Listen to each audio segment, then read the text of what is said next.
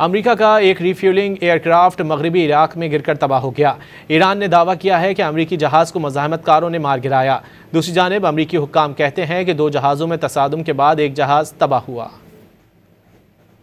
ایران کے خلاف جنگ میں مصروف امریکہ کا ایک ری فیولنگ ایئر کرافٹ مغربی عراق میں گر کر تباہ ہو گیا۔ امریکی سینٹرل کمانڈ کے مطابق 2 طیارے حادثے کا شکار ہوئے، جن میں سے ایک تباہ ہو گیا جبکہ دوسرے نے بحفاظت لینڈنگ کی۔ طیارہ کسی حملے یا فرینڈلی فائرنگ کا نشانہ نہیں بنا۔ دوسری جانب ایرانی فوج نے کہا ہے کہ امریکہ کا KC-135 ری فیولنگ طیارہ مار گرایا گیا۔ ایرانی سرکاری میڈیا کے مطابق ایرانی فوج نے کہا کہ واقعے میں امریکی طیارے پر سوار عملے کے تمام ارکان ہلاک ہو گئے۔ خاتم الانبیاء ہیڈ کوارٹر کے ترجمان نے واضح کیا کہ امریکی ری فیولنگ طیارے کو عراقی مزاحمتی گروپوں نے میزائل سے نشانہ بنایا۔ سینٹ کام کے مطابق طیارہ حادثے کے بعد ریسکیو آپریشن جاری ہے۔ جہاز میں عملے کے کم از کم 6 افراد تھے۔ حادثے کی تفصیلات بعد میں جاری کی جائیں گی۔